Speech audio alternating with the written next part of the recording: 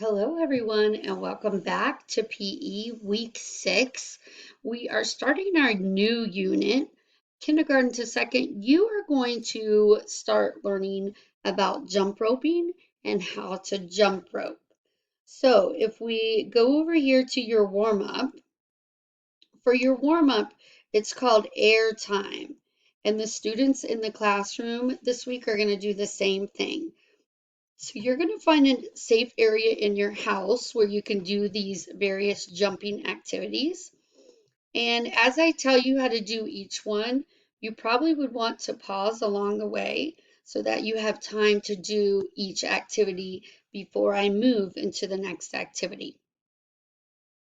So the first one is jump forward on both feet and land on both feet. Jump forward on both feet and land with your feet spread sideways. Number 2, jump with your feet spread apart and land on both feet together.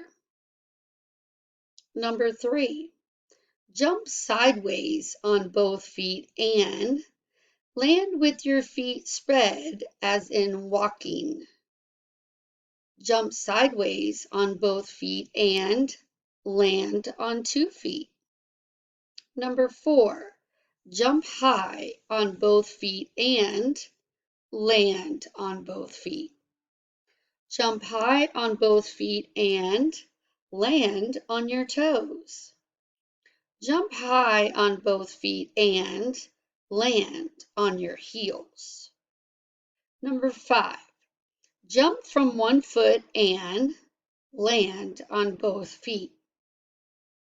Number 6, jump from forward and backwards 10 times. Jump to the right and to the left 10 times. Number 7, jump high and land in a full squat with your hands on the floor. A squat is when you're sitting down, like you're in an invisible chair. So you should be low to the ground. Jump high and land in a lunge position. A lunge position is like a walking position, one foot in front of the other, and your back leg should be bent and that knee should go all the way to the ground. So this week we did 7. If you'll notice in the directions, it says 14 jumping challenges.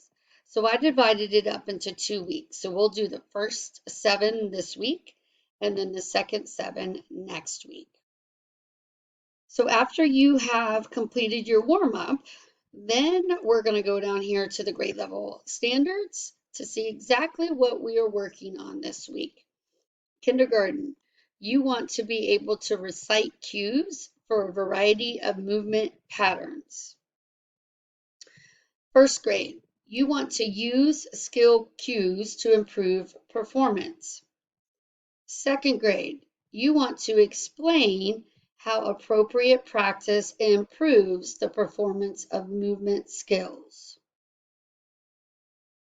And then back to our classroom is your lesson activity. Now in this lesson activity, right, notice up here, it says kindergarten, but this is really a lesson, the same exact lesson that I'm using in the classroom for first and second grade as well as kindergarten.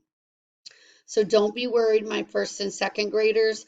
This is exactly what we all need to learn how to jump rope correctly, from picking out the right rope to holding the rope correctly to the turn of our rope to knowing when to jump, all those things that are important when we are jumping rope. So as you play this video, you are going to want to pause along the way to do the different things in the video that he teaches. And when he has his students practice, you should pause the video and practice the same skills. Again, students in school are doing the exact same thing from this video.